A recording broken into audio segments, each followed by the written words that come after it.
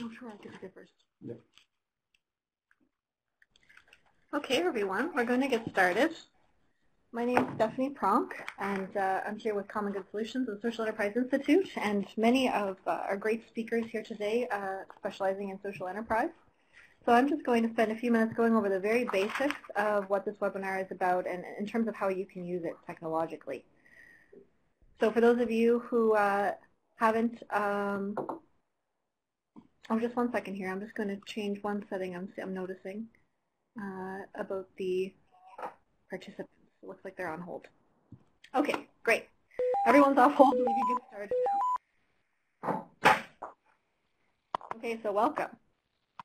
So I'm just going to talk a little bit about the technology and about the background for why this webinar is taking place, and then we'll hand it off to our moderator, Norman. So welcome, everyone.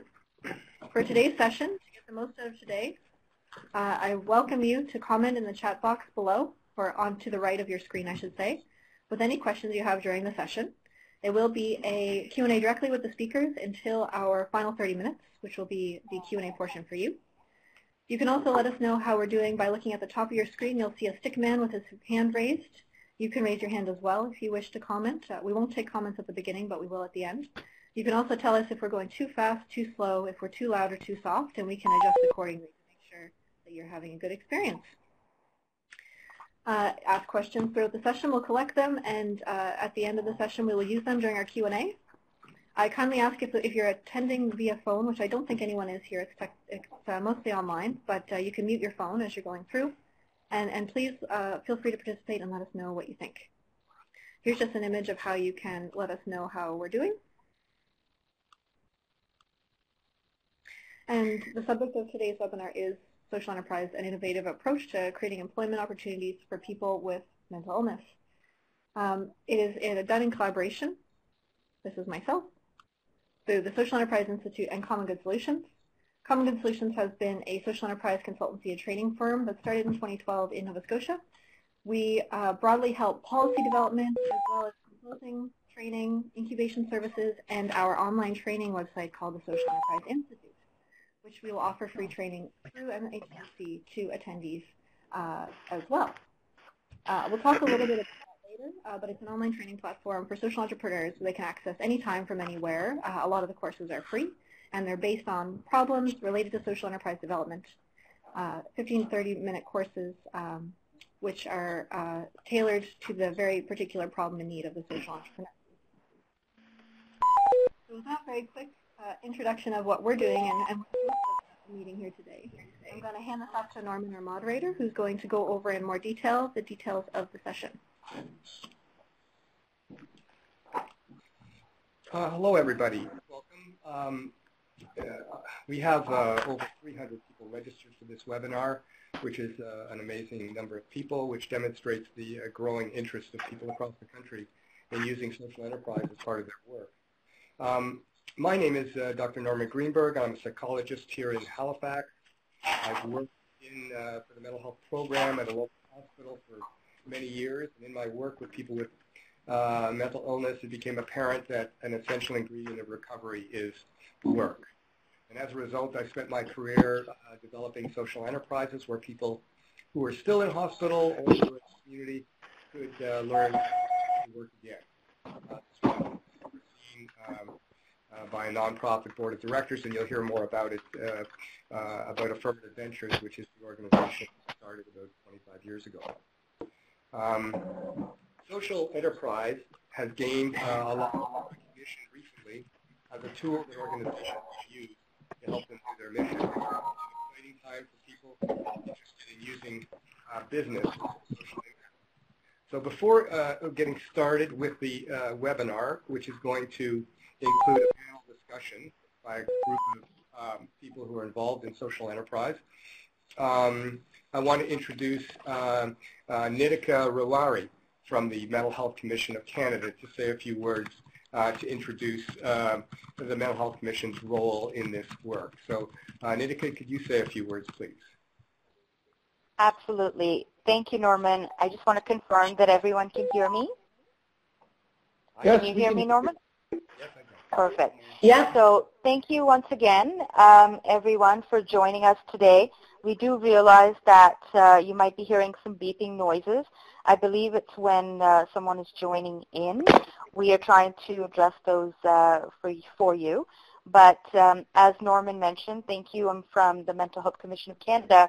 And really why we are interested in the social enterprise sector is really very closely related to our mandate. So our mission is to raise awareness of mental health and wellness needs for Canadians and to catalyze collaborative solutions to mental health system challenges. And we feel that social enterprises play a key role in addressing some of those challenges for individuals living with a mental illness. Back in 2013, the Commission was able to release a research report called The Aspiring Workforce. And what that report really highlighted was various perspectives that either hinder people from living with a mental illness to get meaningful employment or support their journey to getting meaningful employment.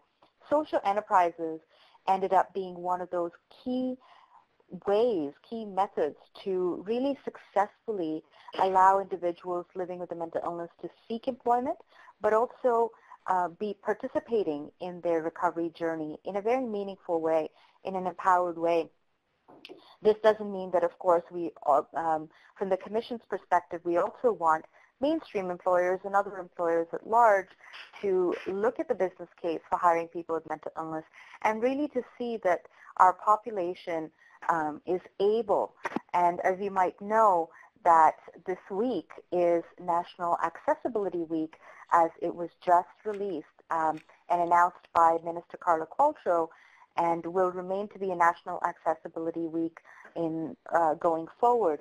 So we're very excited because this is the right time to talk about abilities. This is the right time to talk about strengths of individuals and not about their impairments or what those impairments enable or disable them to do, because we do feel that this population has a lot to offer, which also led us to collaborate with the Social Enterprise Institute and the Social Enterprise Ecosystem Project, which really is an online initiative to allow social enterprises to grow their products and services, to get market access, but also to grow their businesses and to gain expertise where needed.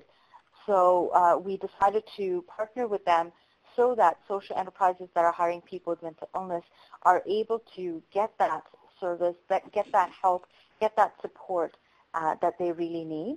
In order for us to do that, we'll obviously be running some webinars for social enterprises to learn from, but we also want to provide some practical support. So what you will be able to receive from us are vouchers. So if you are a social enterprise who hires people with mental illness and our need for mentorship, our need for coaching on branding, coaching on how to run a business, how to grow your business, and so on and so forth, let us know. We have a link that you can fill out, a small survey that you can fill out, so that we can provide you with vouchers to access paid services on the ecosystem website. And I'll leave it there to have Norman walk us through a really great panel that's here today to share their stories with you and to talk about their experiences with you. So thank you, Norman, and want to thank all the panelists here today, and we'll go from there. Thanks, Nick. Really appreciate that, and appreciate that the Mental Health Commission is involved. If I could, what I'd like to do now, because it's an exciting time for social enterprise and the opportunities across the country, I'd like to introduce a friend, colleague, David LePage, who is the chair of the Social Enterprise Council of Canada, to say a few words about social enterprise and the growth of use of social enterprise across the country. David, are you there? Yeah, thanks very much, Norman. And thanks, Nitika, for hosting this. It's really, really important time for social enterprise. And I think it's really quick, just so everyone's familiar with how we talk about social enterprise. A social enterprise is a business, but it's a business with with a purpose. It's a business with a social, a cultural, or environmental purpose built into its very purpose of why it's engaged in buying, in selling goods and services. But the other thing, besides this amazing social purpose, social enterprises also are very concerned that their purpose is really about serving the community. So social enterprises not only are selling goods and services to customers, they have a social purpose, but they're also conscious of the fact that the majority of their profits are actually reinvested in the community, reinvested in that social purpose. So they're really businesses with social purpose built into not only what they do with their activities and with their products and services, but also how they use the money that they generate. And as Norman mentioned, across Canada and internationally right now, a very exciting time for social enterprise. We've seen the federal government of Canada actually come up with and define a definition for social enterprise. We've seen them set up a directory, the federal government opening up more small business services to social enterprises. On the provincial level, we've seen Ontario, Manitoba, Nova Scotia, and Quebec all adopt, social enterprise strategies. And the other thing is we're also the real opportunity and why we're trying to build the resources around capacity, as Nitika talked about, is as more and more government and private sector businesses want to buy with a social purpose, it opens up market opportunities for social enterprises. So social purpose purchasing becomes a key component, but that can only be valuable and succeed if we also have the success of the social enterprises. Because as we do more purchasing, we create more business opportunities, which results in more targeted employment for people with mental health issues. So it really is, how do we work together with government, private sector, and community partners and social enterprise to build a healthy ecosystem that actually creates this community value we're trying to aspire to. Okay. Thanks, David. Appreciate that very much. David is the chair of the Social Enterprise Council of Canada, which is the federal nonprofit organization which is promoting policy across the country and helping to support the ecosystem that is supportive of social enterprise across the country and not-for-profits that are doing this kind of work. So thanks very much, David, for that. Next, what I'd like to do is introduce our panel, and the people on the panel have volunteered to spend some time with us today. They will talk a little bit more about who they are and what they do in answering some of the questions that we're posing today.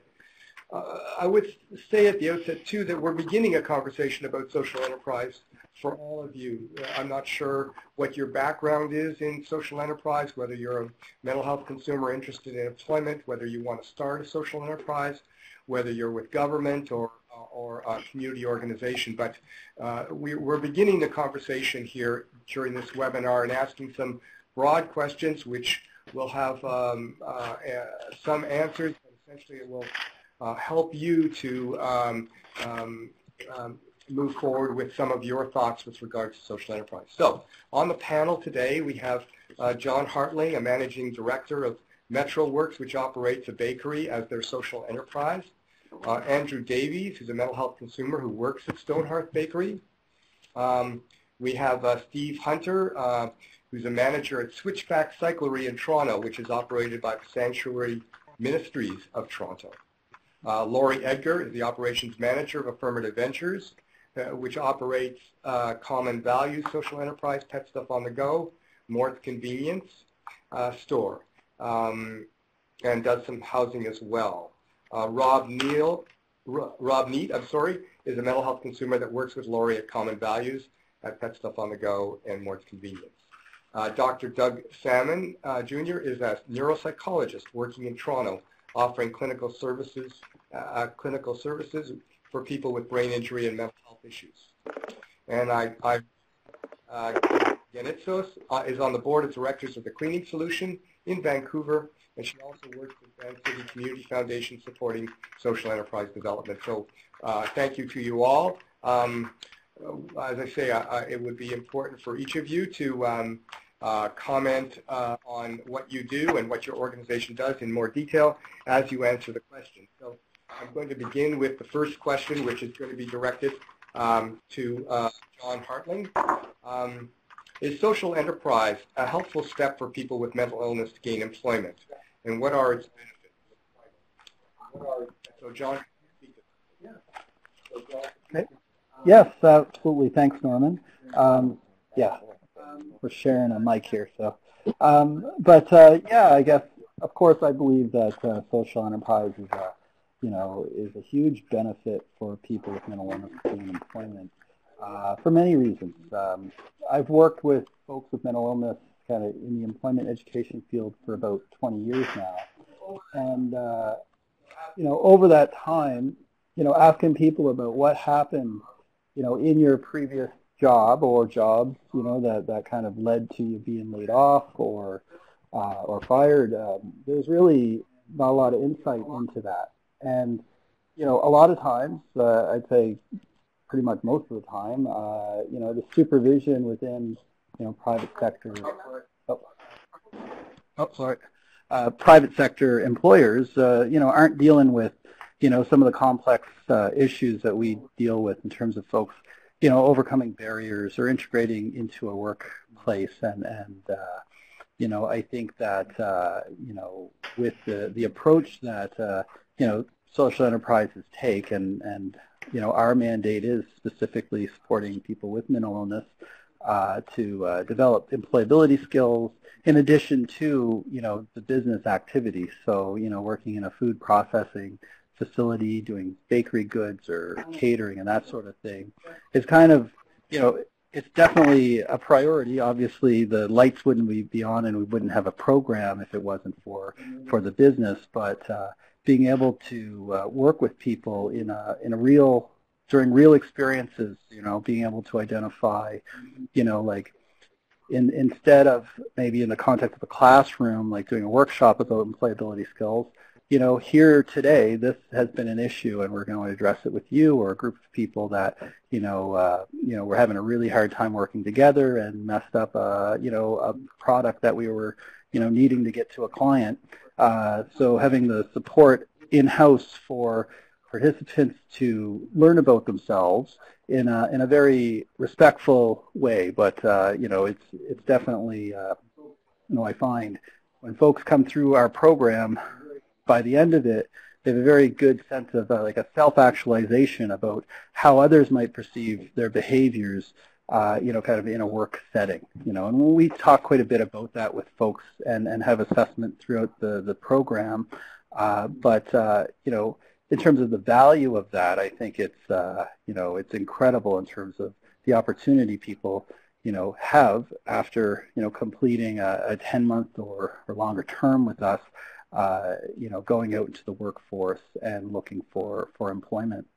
And also it's really empowering for folks to see, people that may be struggling with similar challenges in their lives and, working towards, kind of overcoming barriers and seeing folks move on to employment or school or something that they set a goal and they're moving towards it.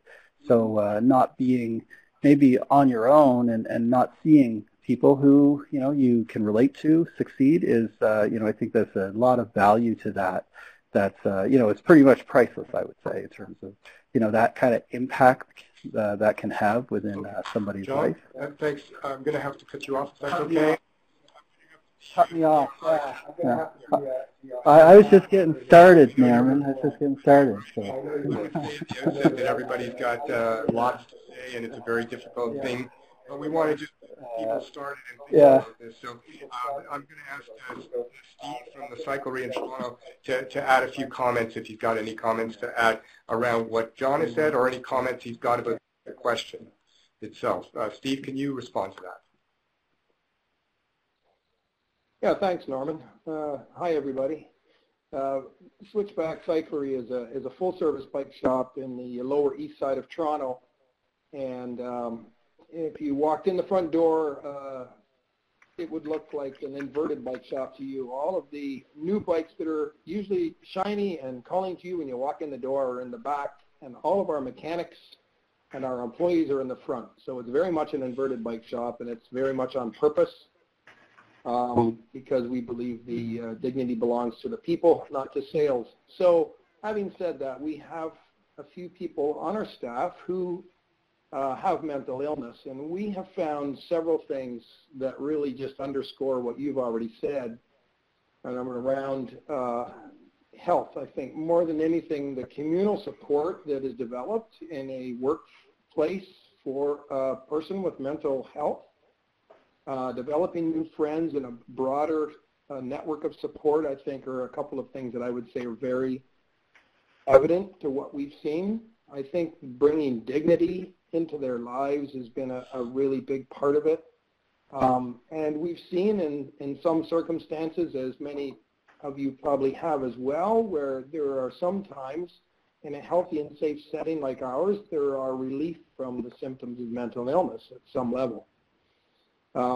Just a couple other things. I think they're developing a healthy independence or interdependence when they begin to enjoy and appreciate the dignity of working and providing for themselves. There's something around financial freedom that comes too when they start making their own money, and they can begin to advocate for themselves and make choices based on their own funds that they've made themselves. And I think all of those things add to the health of the fabric of our community. Thank you very much, Steve. Appreciate that. I'm going to move on to the next question. We'll move as quickly as we can to get through it. We're already behind our time frame, so we'll try and catch up. The next question is, should social enterprises be for training or for employment? And Steve, I'm going to come back to you for this one and get your comments on that. And we'll follow that up with Lori Edgar from Affirmative Ventures. So Steve, what do you think? Should social enterprise be for training or should it be for employment? Thanks, Norman. If I was answering this question 4 years ago, I would have said that social enterprise should be for employment only. But today I have a different answer. I've come to an understanding, and I guess my ideals have matured a little bit. Here's what I've learned. Poverty in its many forms all stem from one thing, I believe, and that is relational poverty. We can look at all the various aspects of poverty, and I believe they all link back to the root of relational poverty. And it's relational poverty that we endeavor to combat at Switchback Cyclery. I've observed how training courses have actually continued the all too familiar experience of the marginalized. Training or courses are offered, and the relationship is built between the teacher and the student. The student thrives. They do really well in that environment. They graduate. They walk out the door with a piece of paper, but they walk back into the same environment they left, where there is no social support for them often, and they, once again, are part of the cycle that they were part of before they started there. When we designed Switchback, one of the bedrock ideals was that we would commit to building and being in relationship with our employees as long as they were employed there, and longer if it was needed and possible. In many ways, our employees have adopted the bike shop as theirs. They treat it like home. It's a place where they belong and they are loved. It's where they are safe and valued. It's where they grow and learn. They learn to care for another person, and eventually that care is reciprocated. They actually begin to become who they were created to be.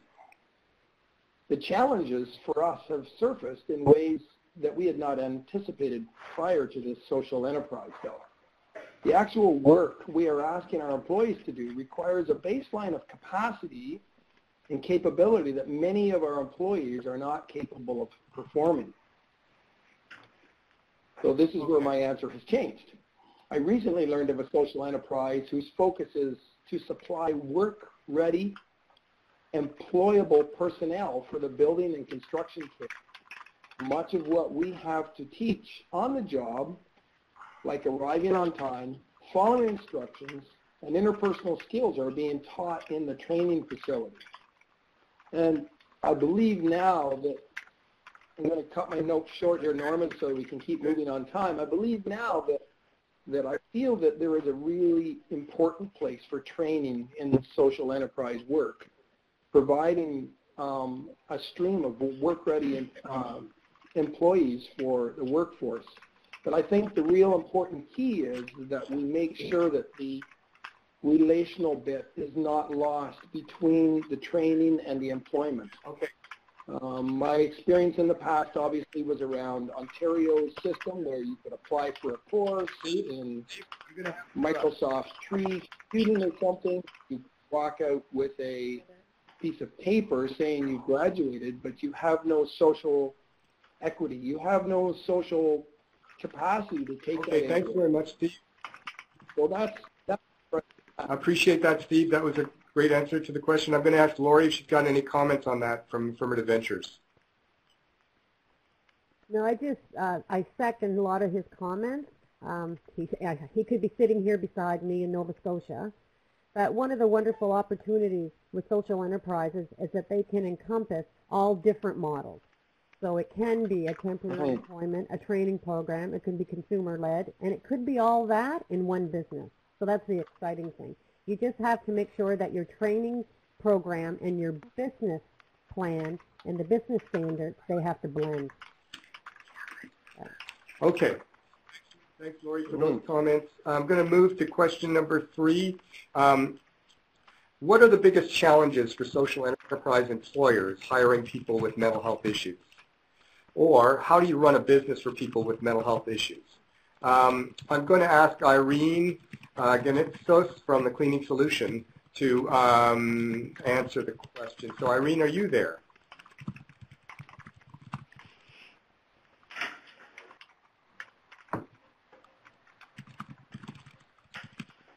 Irene, can you hear me? Yep. Okay. Yes. Can you hear me now? I just put my mute off. Great. Can everybody hear me okay? So the question, what are the biggest challenges? Well, I think, it's been mentioned a little bit, just how do you deliver the service? I'll back up and just say that the Cleaning Solution is a nonprofit social enterprise that employs integrated population with a goal of about 60% of our employees being people living with mental illness in a commercial cleaning company. So we provide janitorial services to commercial spaces. A lot of our clients are nonprofits and educational institutions and businesses. Our biggest challenge, I'll speak to that, is maintaining, the quality of service and operating financially viable when you have a social mission embedded. Part of the reason for this is that we work to provide our employees the appropriate site that meets their needs and capabilities. And often this makes, you don't necessarily make the best business or financial decision. You have to accommodate in order to meet the needs of the employee and deliver service to the client. We have extra training and supervision costs, site supervision costs that add overhead. That makes it a little more difficult to be financially viable. We operate in a very competitive industry. I don't know if everyone would face these problems where price matters. And while people will hire us for our mission, they still are looking for a competitive price. And we are committed to paying higher than industry standards. We have annual increases for our cleaners. Most of our cleaners are part-time, so we have double the workforce of what a normal industry would have, so we have increased costs. Scheduling can be a real challenge when people one of our values is that to provide people with the time they need to manage their health, and so we probably have we have a high level of people calling in sick, and then we have to replace them, and that ends up taking a lot of time and energy. I'm going to say that another challenge we're seeing is as we've grown, ensuring that all of our employees, from managers to site supervisors, are trained and knowledgeable and about mental illness and about in working with people with mental illness. And I've noticed over the years as we've grown, we've fallen down on ensuring that we've created a real culture and of knowledge. That's great. I think that's all. Great, Irene. I really appreciate that. I mean, one of the things that you're commenting on, and the challenge for all of the people on the call really is, how does a social enterprise pay for its social supports? This is a critical part of the puzzle when you're running a social enterprise. You're trying to run a business, but you have all of these needs, and I think everybody can relate to the challenge of finding those kinds of social supports that are inherent in operating a social enterprise for people that have had illness. The comments on this question, I'm going to ask for John Hartling to say a few words, if you could. John, what would you say to the question about the biggest challenges? Yeah, well, I guess I definitely would agree with what's been said, Norman. You kind of took some of my thunder in terms of talking about, the cost to administer, a social service program within any business and a social enterprise. Being able to evaluate and kind of measure that, looking at whether it's a partnership with the government or, fundraising efforts to cover some of the extra costs that you can't capture from your products, right? So, whether it's cleaning or in the bakery business, maybe that people will buy a loaf once because we are a social enterprise and you connect to the story. But if it's not a high-quality product that is consistent with consumer expectations, and also the costing of it, a lot of our businesses with, with other businesses and institutions that is an incredibly competitive, field. So keeping those costs, we're not inflating anything. We want to ensure we're not undercutting and we're charging a market rate for our services, that we absolutely need to, ensure, the cover, we can cover the social cost of maybe needing more staff to get the same amount of work done when you wouldn't, or that scheduling, the extra time and administration it takes for scheduling, and just the process of intakes and supporting clients through the business. It's easy to not kind of capture that and articulate it well when we're applying for funding and trying to maintain what we have, when in a sense, we really should try to expand on the services we can provide and ensure that, our funders, but also the public at large understands, the government's not funding our business in any way, really. The social enterprise is, that's what they're supporting, is that social integration piece. And, we're paying the electric bill and to fix any equipment that breaks and keep the vans on the road and that sort of thing from the products that, or services that we're Thanks very much, John. So separating social costs from business costs is a critical piece of what we figure out and do, and evaluate role here for government to help the social costs or for other ways for social costs to be covered. So thanks very much, John.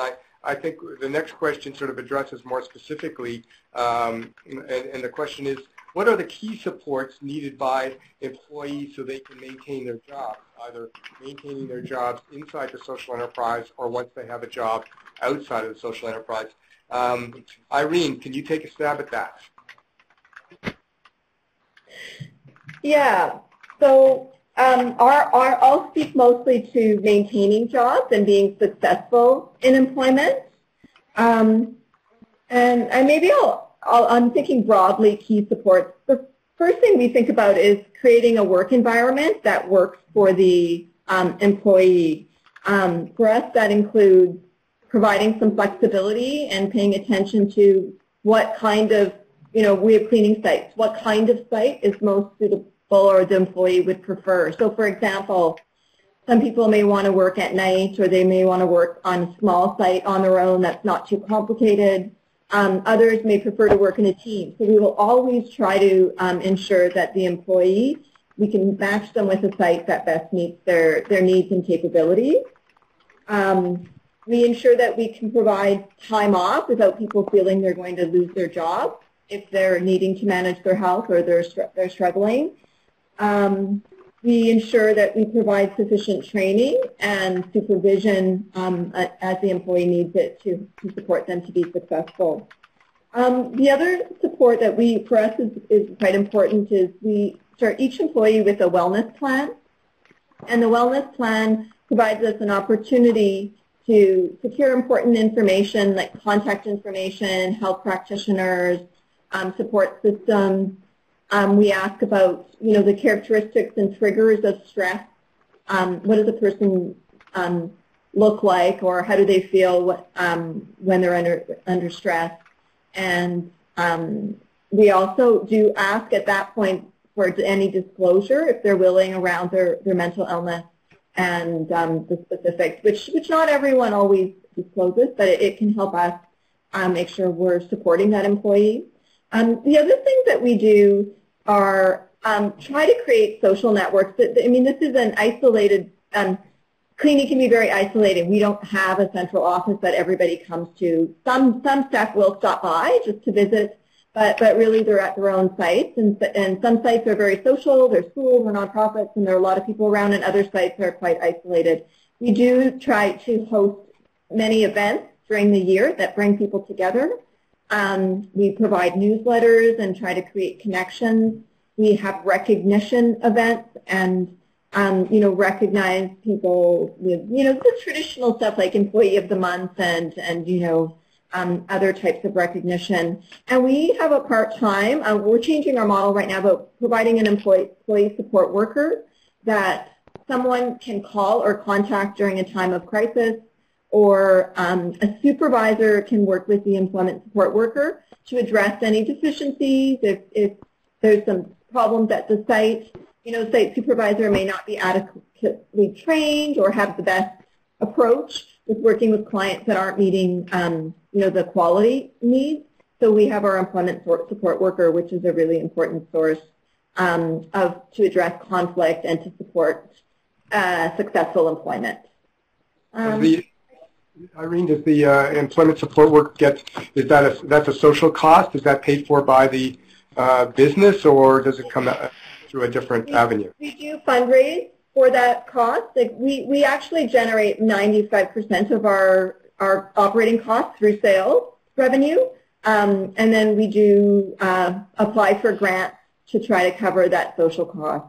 Okay, thank you so much. Lori, do you have any comments about the supports that people might need?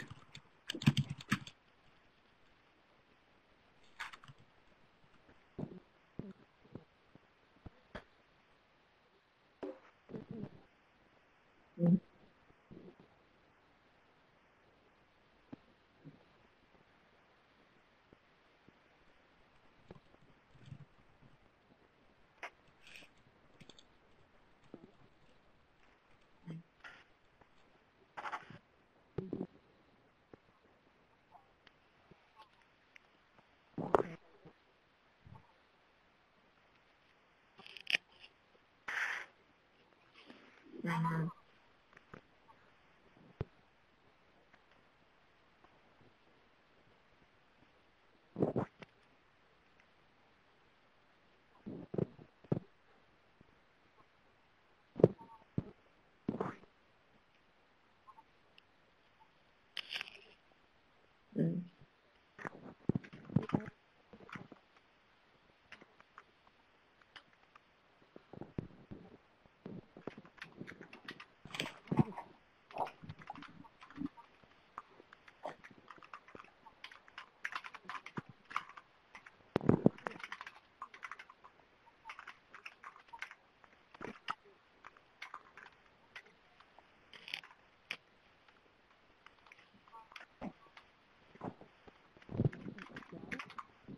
Mm-hmm.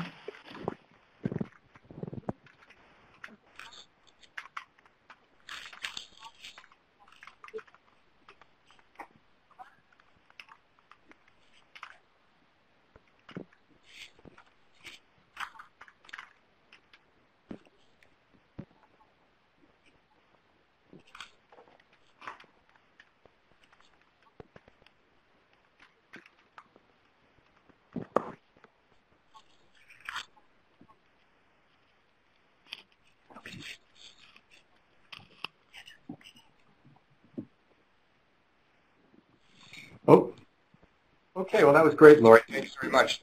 That's that job coach piece and the follow-up piece is, critical for people to be successful in the community after they leave the social enterprise. So, thanks for both of you for clarifying how you each do that, and it's something that people on the call should think about in operating their social enterprise. Moving on, the next question is, if an employee is not ready or able to do the work, what are the employer's options? So I'm going to ask Steve to respond to this from the Cyclery, and Irene can make a comment afterwards. Steve, can you answer that one, please? Yeah.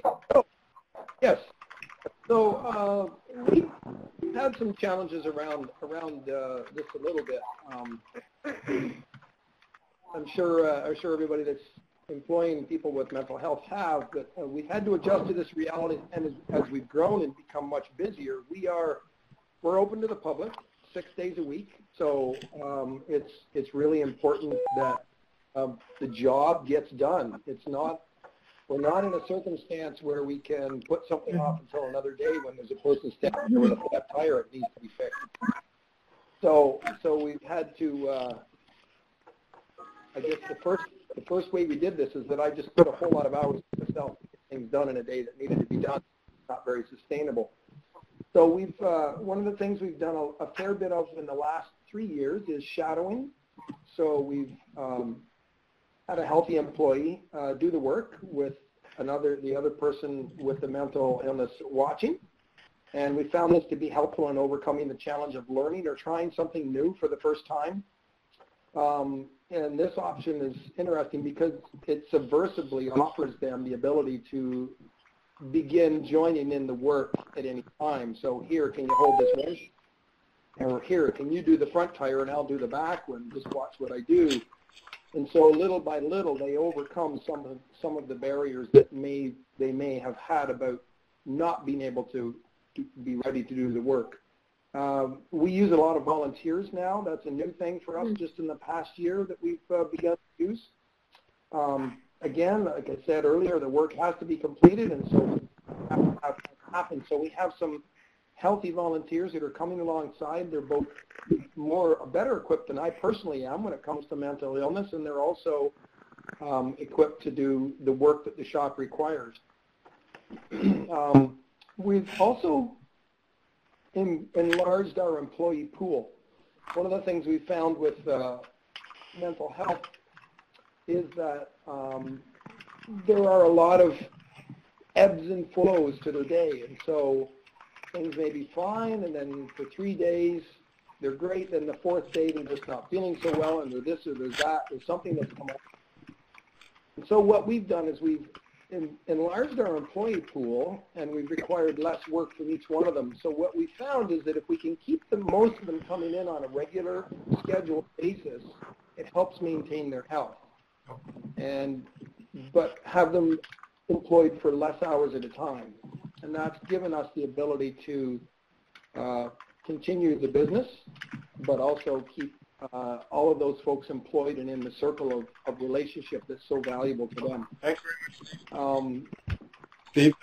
And just one other thing, the one time I think we have to do is spend one-to-one time when a person's not ready to do something. Often I find that if we've built a relational link with that person, and we can spend just a little bit of time with them, we can sit down with them. It may not be about what the situation they're asking them to do at all, but there might be something at home, there might be something with another employee, there's something bothering them, and if we can spend a bit of time working through that, we have found that one-to-one time is really valuable in helping a person overcome that not ready to work situation. Okay, thanks very much. Irene, do you have a comment to make on that? Yeah, we struggle with that very same thing. Like when the client complains that their site is not clean, we have to deal with it, and that often requires moving the person from a site, which can be very traumatic, and it's hard to do that juggling game of moving people from one site to another. But so how we recognize that sometimes we do need to let people go if they're not able to do the work we will look for different sites and to provide work that they can be successful at. But if it's not working out, we have a probation period, and we will make a decision, our staff will make a decision about whether or not that employee has the capability to work for the cleaning solution. When we have longer-term employees that start to have problems with their sites, we will work really hard to try to find other sites, give them a change-up that can maybe help them improve their performance. We will also offer, time off, go away, come back when you're more ready. But we have also realized, I know the board was very challenged sometimes, wondering what, how many people we let go, and but we've decided it doesn't work for anyone if an employee isn't successful, and we try to help them move on and reconnect with their support network to find other employment. Great. Thank you very much, Irene. That's a very complicated piece to support people, and yet at the same time realize that not everybody can do the particular job that they're in, and so supporting them to either find other employment or finding a way to help them in the current employment. These are very challenging things, and again, another part of that complex social cost that's part of social enterprise. So thanks, Irene, and Steve, you too. What I want to do next, if it's okay with Doug, I want to switch the order. And Doug, I'm going to let you speak next to the question because I'd like to have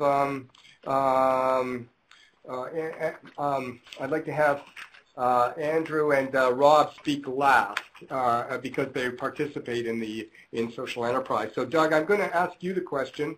How should clinical professionals support mental health consumers who become ill when working in a social enterprise? Lori might make a comment afterwards, but Doug, hope that's okay. Just like you to go first and talk a little bit about your view of clinical supports for people who are working in social enterprises or who are supported by social enterprise and working in the community. Thank you, Norman, for the introduction and the opportunity to participate. Can everyone hear me okay? Yeah. Yes. Okay, very good. So by way of a bit of an introduction, I hold a master's degree in vocational rehabilitation counseling and a doctorate specializing in rehabilitation and neuropsychology. I operate a number of clinics and services, and for purposes here, I'll just describe our RTW Integrated Health Management follows a social enterprise model. Our primary operation is that of an interdisciplinary rehabilitation facility, providing clinical evaluation and treatment for brain injury, chronic pain, mental health, and other complex disability populations. And in terms of our social enterprise mandate, it's largely focused on the indigenous community, providing multidisciplinary wraparound in-home occupational therapy intervention, clinical and vocational programs, local services and advocacy, as well as related competency building within the indigenous community. I also oversee a firm specializing in rehabilitation outcome and multidisciplinary clinical functional vocational outcome measurement, with emphasis on mental health and cognitive impairment. And that's in association with University of Toronto Scarborough and with support of MITAC acceleration grants. For purposes of this talk, I really want to first of all reference and really offer Lori kudos to her and her team. I think she very much described really the ideal scenario in the sense that of being a very well integrated approach with both clinical and employment supports being very well coordinated. Integrated. I think that really is something that we would all aspire to in with most social enterprises and the social enterprise really milieu. Unfortunately, in most contexts, in most areas, I think, of the country, depending on whether it's a rural or a semi-rural or an urban environment, there are various levels of clinical accessibility for folks with mental health needs. So it really depends on the community resources, and it depends largely on how quickly resources can be accessed. So, for example, an individual who's on a job with a social enterprise, whose mental health concerns begin to escalate, ideally, as Lori would suggest, the clinical team would be well aware of this and could intensify their efforts, provide whatever types of additional support.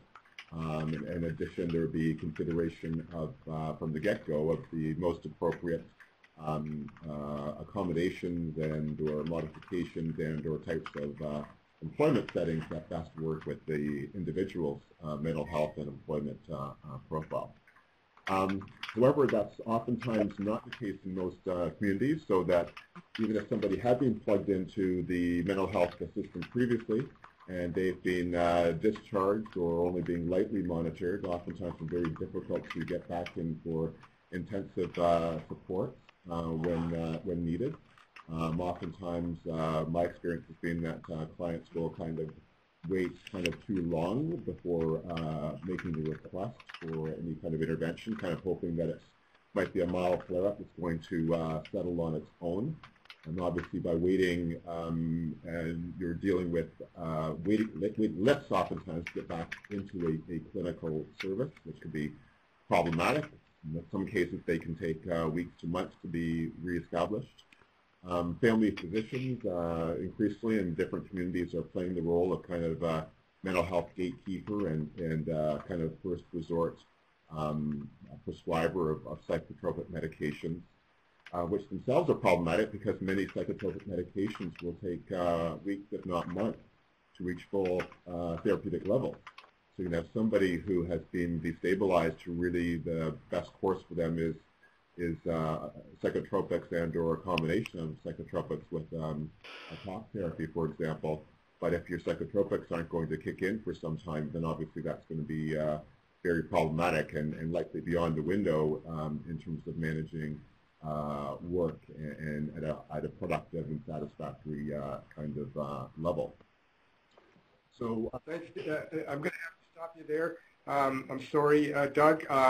We just want to move it on a little bit. So if I could, I'll just ask Lori to make any comments she has about sort of clinical supports.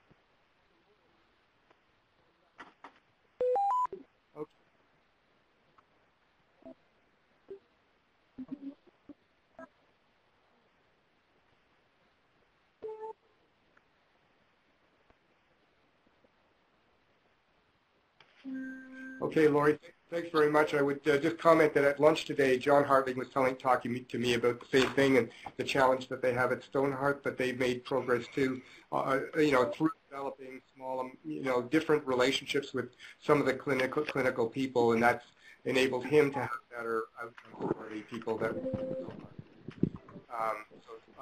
Just a comment there. So what I want to do now is I want to ask our final question, and it's going to go to Rob Neat and Andrew Davies. Work is hard. There's no question about it. What do people with mental illness say about their experience? So I'm going to start that off with Andrew Davies, who works with, and let Andrew make a few comments, and then we'll ask Rob Neat to make his comments. Andrew, what would you say? Hi, everyone. Hi. Well, anxiety can be an issue. Can everyone hear me okay? Yep. Okay. So as I said, anxiety can be a pretty big issue for me. Not necessarily anxiety attacks, but just a general sense of nervousness and unsurety find that sometimes the responsibility and the pressure to do something correctly can be very overwhelming. Because if you don't do it correctly, you can get in trouble, and if it keeps going on that way, you're eventually terminated. And that can lead to a feeling of shame, of letting everyone down, of letting yourself down. There's also, I feel, the problem of people not necessarily being able to relate to you, to understand where you're coming from emotionally, what your background is, and how you may need more help than the regular worker. See what else. Sorry, I'm just That's okay. yeah, and just like I'm very concerned sometimes about how people view me. I want to be viewed, as, someone who can, do the work well and is, properly functioning. And, I don't want to be seen as any different from anyone else. I want to be treated with the same dignity and respect that any worker deserves. Yeah, so yeah. Thanks very much, Andrew. That was great.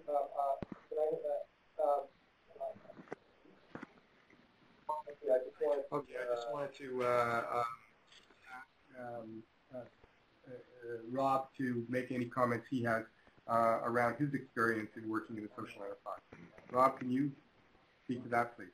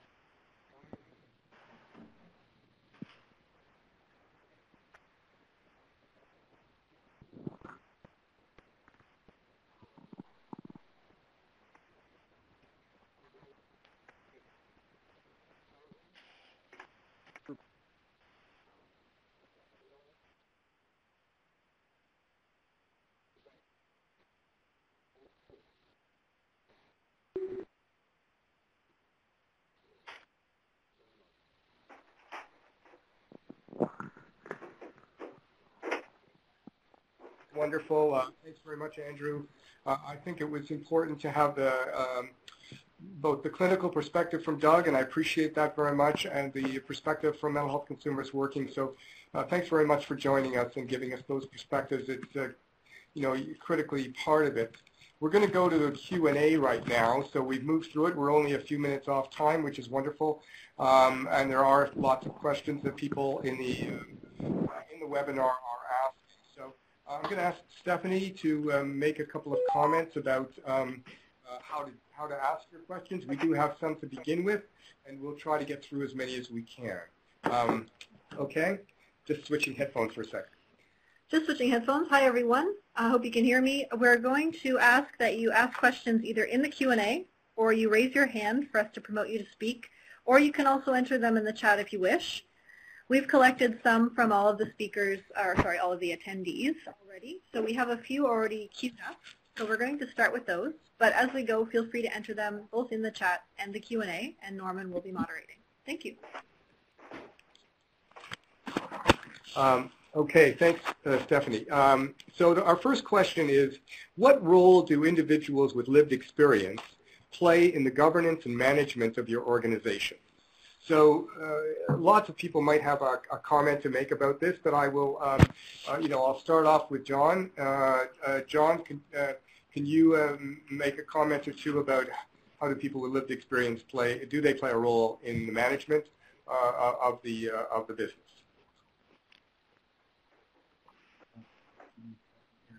Sure. I guess our mission is to work with people with mental illness. So, you know, how we set up our, our day-to-day operations, taking feedback and input from clients in the bakery is, is really essential, and how we can best support them in their job. Our bakery is part of a larger organization, so, I don't think there's, clients from the bakery involved with the board of directors and governance of the agency, but definitely, when, people come with any concerns or, or ideas to improve, how we run our social enterprise and the processes that we have within, I definitely take that very seriously and have adjusted, many of the practices that we have based on feedback from our clients. Okay. Does anybody else want to make a comment?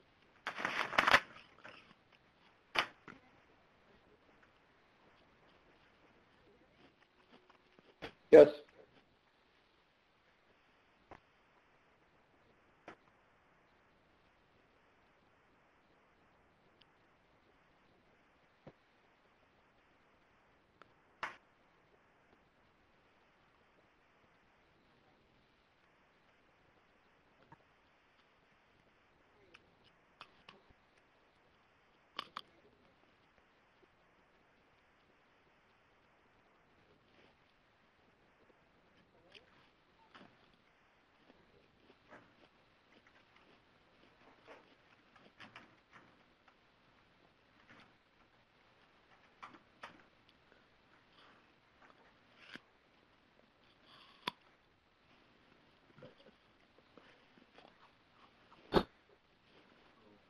Oh.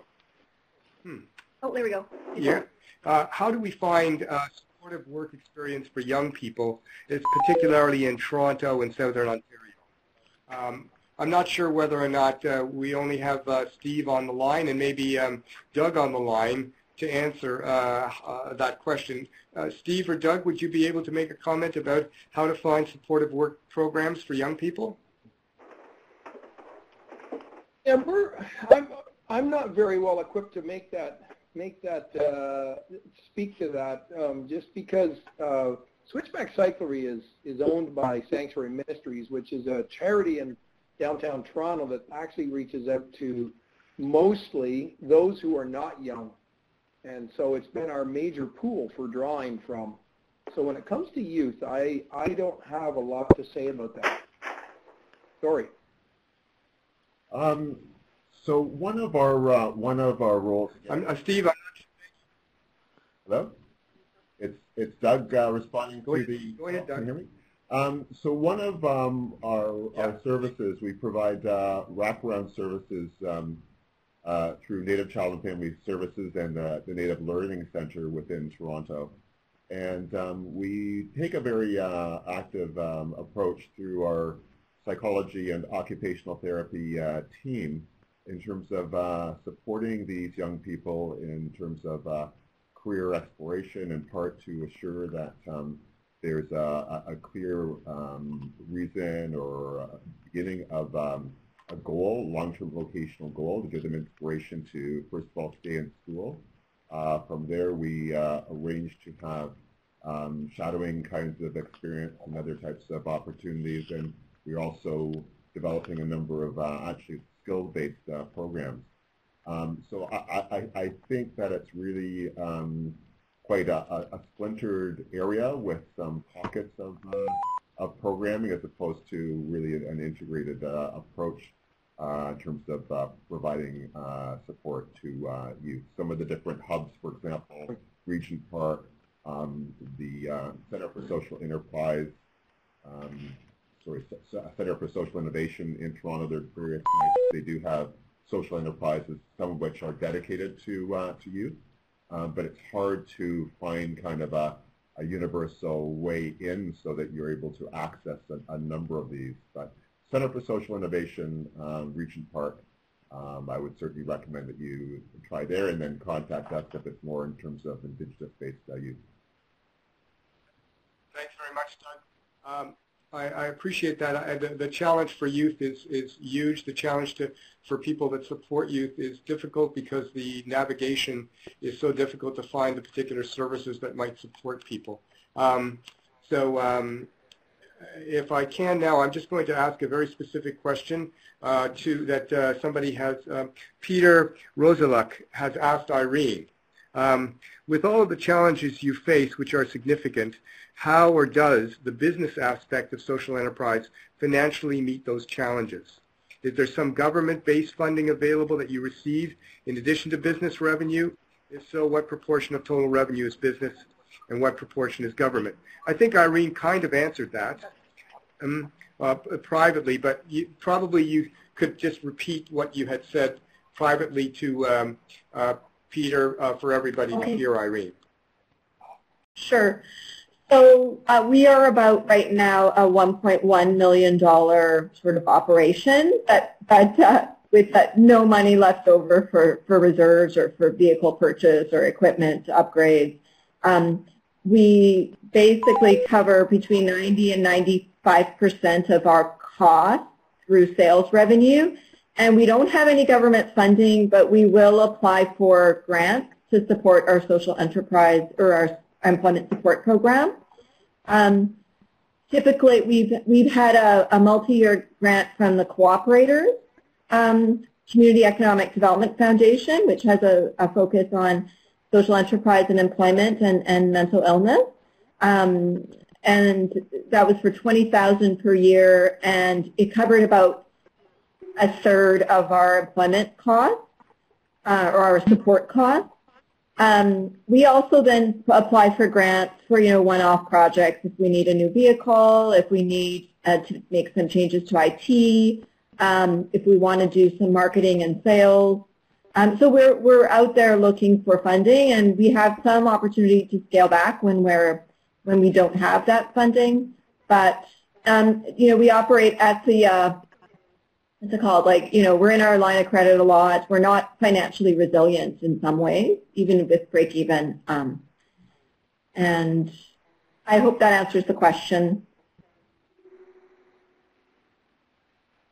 So much. Our next question is, because youth have challenges that include lack of experience coming out of university, and they have mental health issues that were accommodated at school, these are suddenly huge. Where do we start with young people so that they can gain the experience they will need and the recognition of their illness so that they can be supportive, they can be successful in their work? I don't know whether or not Andrew or Rob might have a comment on that, but how do young people coming out of university who've had a mental illness, find their way for successful employment. Should I say something? Sure.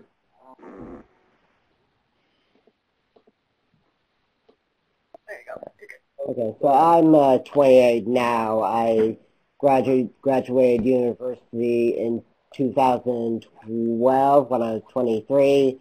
I graduated from King's and I graduated from Dalhousie the year before. And getting out of school, getting out of university, I mean, my anxiety sort of became more of an issue, I think, later on after that. But coming out of university, I did find it difficult to find work. It was yeah, it took me a while to actually get involved with teamwork in the work bridge or teamwork and teamwork cooperative and the work bridge. That was after I got terminated from my first job. I started working with them, and they were very helpful in terms of helping me, at least help me find and get interviews and such. I did the employment right program late last year, which was in conjunction with Sobeys. I did a little bit of work shadowing at Sobeys. And of course, I mean, basically, yeah. Like for me personally, I can only speak to my own experiences, but yes. And I don't know if that's because of what I was educated in, or I think maybe because I didn't have a lot of jobs when I was in high school or during university, so maybe it was a sense of I need more jobs. Again, I can only talk to my own experience. At the same time, I have done work experience over these last few years, and I do feel like I've become more accustomed to what it means to be in the employment workforce. You're welcome. Thanks very much. I think this is a big problem. This is a big problem. Do you want to? It was 1:30, but then I said it's, oh, don't worry, I don't have to come.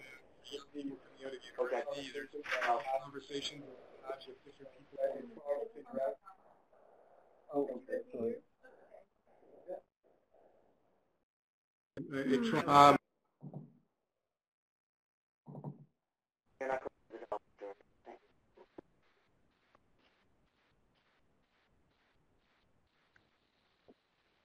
Yeah. Well, which part is it? We're connected now, though. Okay, so I was just saying it's important for people to have the opportunity, young people On the table now, is it? Or? to gain support while they're in high school and university, so that when they leave, they know what their plan might be. So I'm going to go to another question. We've got the one over here. The one over here is, have there been government policies or programs that have helped or hindered implementing social enterprise within your region? What were they? Were there government policies or programs that have helped or hindered? I'm going to open this up and ask whether anybody has a comment to make about government program support that have actually helped you do your work or hindered you doing your work. Does anybody want to make a comment? Any of the panelists? Oh, good.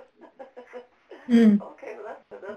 Well, that's just that in a way my own response is that that's in some way why I'm happy that the Mental Health Commission has decided that it's important for them to take a look at employment, and in their report, the Aspiring Workforce, there is comments made about how to integrate government programming so that it's more effective for people trying to start, implement, work with existing social enterprises or people that want to start nonprofit organizations and use a social enterprise to help their mission. So there is work to be done to integrate that, and I'm pleased to say in a way that across the country there are some frameworks. Nova Scotia has just passed a framework for social enterprise, and I think the same is true in Ontario, and the same is true in British Columbia. So, I think that there is some work to be done yet to make sure that these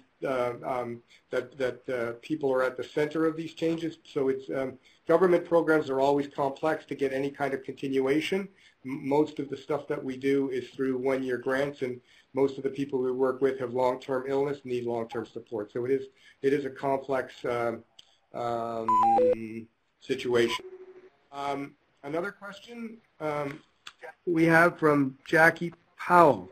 Any suggestions for working with unions?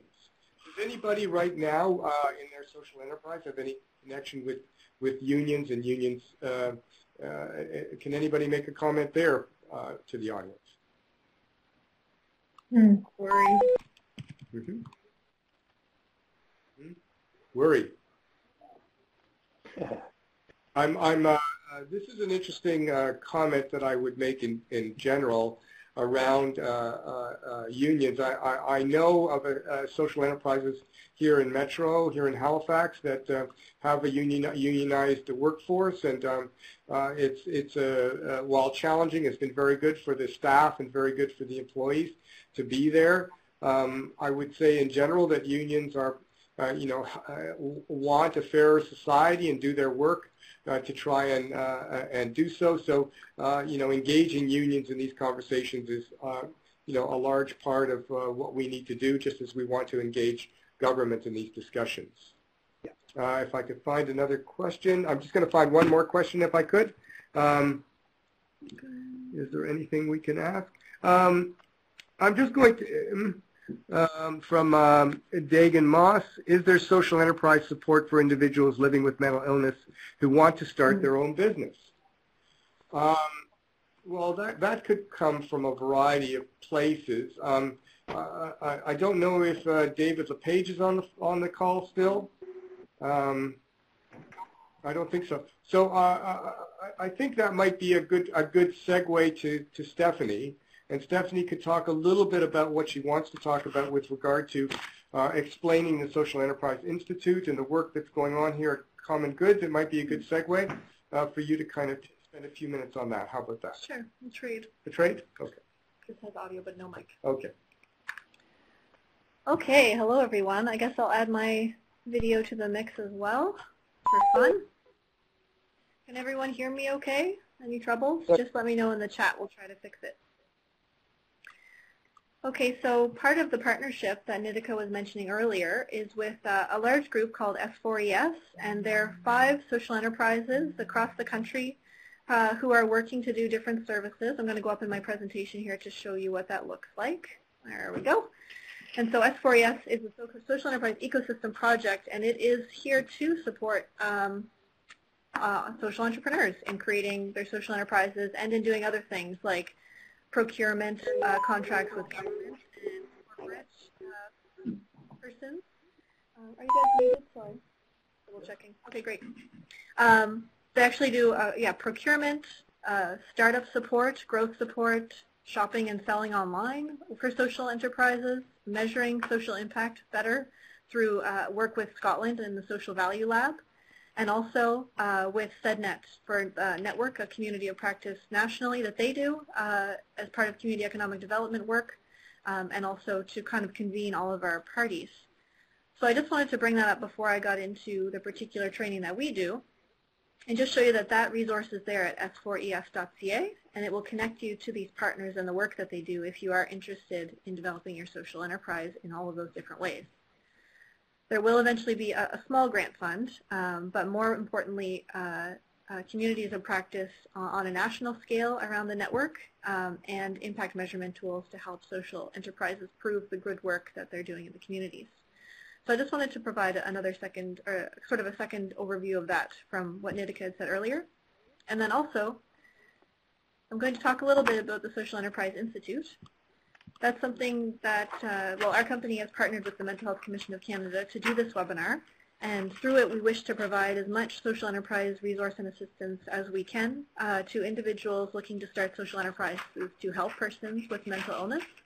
So the Social Enterprise Institute has right now 43 courses on different topics related to social enterprise development. And Mental Health Commission of Canada has very graciously offered coupon codes for anyone in this webinar to access those resources completely for free, whether it be coaching assistance one-on-one with a social enterprise developer, or access to many different courses based on subject matter that would be of interest to someone developing a social enterprise. So that can be accessed at the end of this session. And actually, Christine just posted the link on how to get access to the vouchers. So you can do that there. And yes, that is really fantastic from the Mental Health Commission of Canada to do that. Regardless, if you're offering anyone else to join and use the site, there are 13 startup courses that are completely for free as well. So we encourage you, if you have someone or know someone who's looking into the idea of social enterprise and is looking to start, the socialenterpriseinstitute.ca has a great startup linear list of courses to help them along that journey. And just quickly, before we open it up to any final questions, there's also the community of practice that we will be doing as part of a membership within the site. It's unfortunately right now a paid thing, but there is an option for a forum which will be launched in the next month. And the forum will be similar to, a Facebook group, or if any of you use Reddit or any of those like sort of chat functions online. You'll be able to do that within the Social Enterprise Institute on the topic of social enterprise broadly. So you'll be able to ask questions about course topics, about problems you're having in your social enterprise, and you'll be able to connect to fellow social entrepreneurs with the work that you're doing. So I just wanted to put that out there for anyone who's looking for that kind of assistance, and also applaud MHCC for being very involved in this and supporting this growth over their sector as well. So that's just an overview, and I think what we'll do, because we have a little bit of time left, is I'll throw it back to Norman, and we can keep it open for a few more questions, including any about the site, and we'll be here to answer those. Well, okay. Oops. Sorry, Norman. That's all right. Thank you. Forgot about my, here, you can have those. Thanks. Yes, at this point, if there is a question, that would be fine. I want to take a moment. I want to say that the evolution of social enterprise it's a difficult thing to do to run a business if you're running a private business.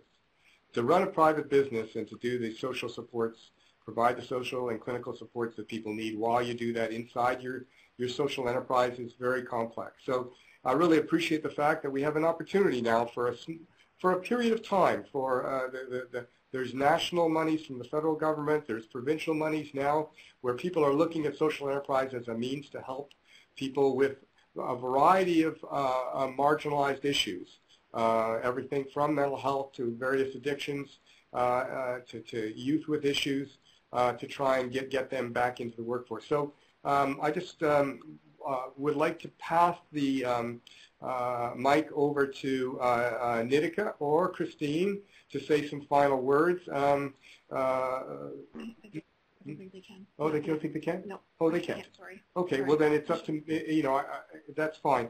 So I'll open it up to the panel. We have a few more minutes. Does anybody on the panel want to say some final comments? Dr. Salmon, I would like to, sure, there you go. Dr. Salmon, can you, sure, take a minute for sure. Doug, did you hear that? Oh, he's muted. Go ahead. 1 second. Okay. There we go.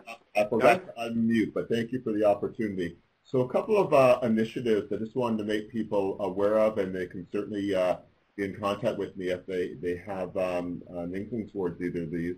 So one of the things that we are working on with one of our outcome measures is an early warning system. This is one of our projects in conjunction with University of Toronto Scarborough, such that it's an online-based application whereby as individuals who are involved in work would be checking in on a fairly regular basis, reviewing how they're doing functionally as well as reviewing their symptoms.